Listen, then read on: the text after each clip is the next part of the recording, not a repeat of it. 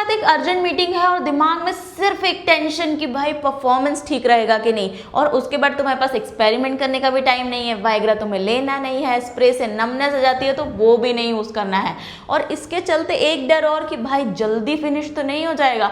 तो भाई अगर इस सिचुएशन को तुम खुद से रिलेट कर पा रहे हो तो ये वीडियो एंड तक जरूर देखना, मैं पूरा सोल्यूशन देने वाली हूँ। तो सबसे पहले एक जरूरी चीज ये समझो कि 90% केसेस में प्रॉब्लम तुम्हारी बॉडी की होती ही नहीं है, बट तुम्हारे माइंड, तुम्हारी कंट्रोलिंग पावर की होती है।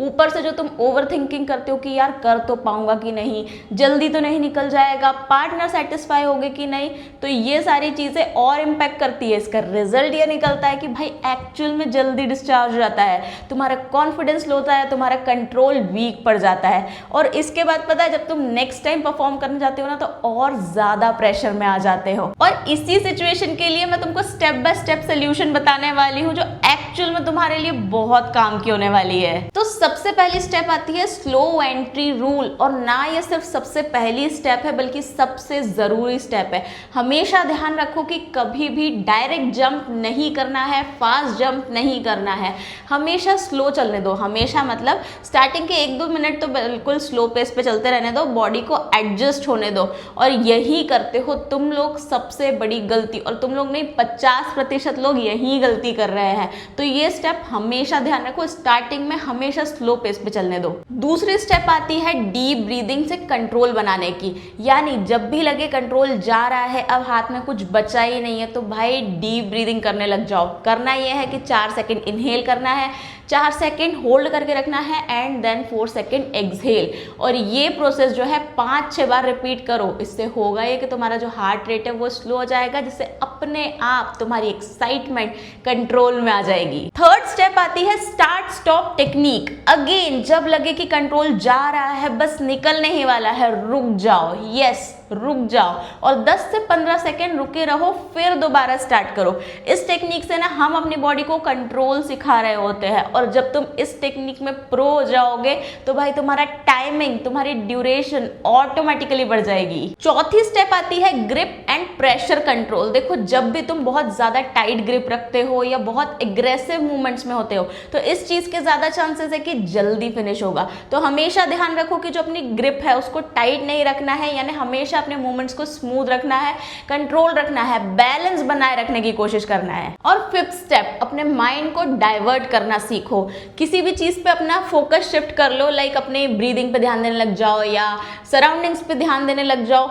अगर एक ही चीज पे ओवर फोकस्ड रहोगे तो भाई एक्साइटमेंट तुम्हारी पीक पे चली जाएगी, और उससे होगा ये कि जल्दी निकल जाएगा। You know these are very strategic steps. इनको फॉलो कर लिया तो बिना मेडिसिन के भी काफी सारा कंट्रोल इंप्रूव कर सकते हो। बट इमरजेंसी में तुम लोग गलती क्या करते हो ना कि या तो डायरेक्टली मेडिसिन ले लेते हो या स्प्रेज यूज कर लेते हो।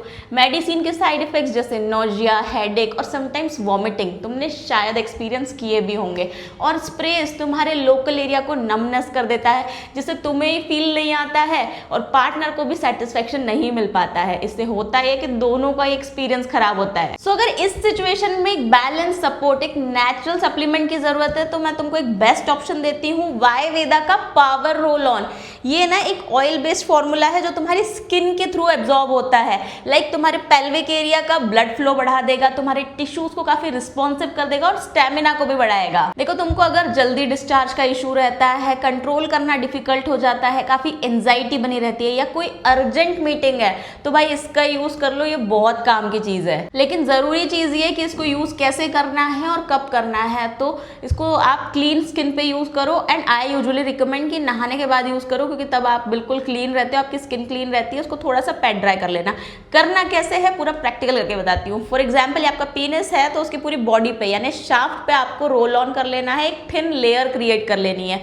जब ये लेयर बन जाए तो नीचे से लेकर ऊपर की तरफ टिप तक आपको अपनी फिंगर टिप से मसाज करनी है। ध्यान रखिएगा बिल्कुल एकदम टिप पे या ग्लांस पे इसको लगाने से पहले थोड़ा सा चेक कर लेना। अगर इचिंग होती है, बर्निंग होती है तो बिल्कुल भी यूज मत करना। और हाँ, ये सिर्फ आपके इंटीमेट एरिया के लिए बनाया गया है, इसको कहीं और बॉडी पार्ट पे, हेड, स्कैल्प, आईज कहीं भी नहीं यूज करना है। और अच्छे रिजल्ट्स के लिए डेली बेसिस पे इसको 1 से 2 बार यूज कर सकते हो। इमरजेंसी सिचुएशन में 15 से 20 मिनट पहले इसको यूज कर लेना, रिजल्ट जरूर मिलेगा। लेकिन गाइस अगेन किसी भी प्रोडक्ट पे कंप्लीटली डिपेंडेंट होना विल नॉट वर्क। इंस्टेड अपनी खुद की प्रैक्टिस, बॉडी की physical practice, mind controlling practice is much more important.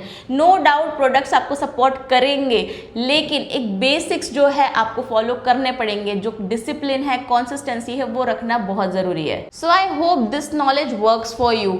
और अगर ये टिप्स काम की लगी हो तो उसे आज से ही फॉलो करना शुरू कर देना। और पसंद आई हो वीडियो तो वीडियो को लाइक भी कर देना, अपने दोस्तों के साथ शेयर कर देना। कोई भी डाउट हो कमेंट सेक्शन में पूछ लेना। और मैं मिलती हूँ आपसे नेक्स्ट वीडियो में। बाय।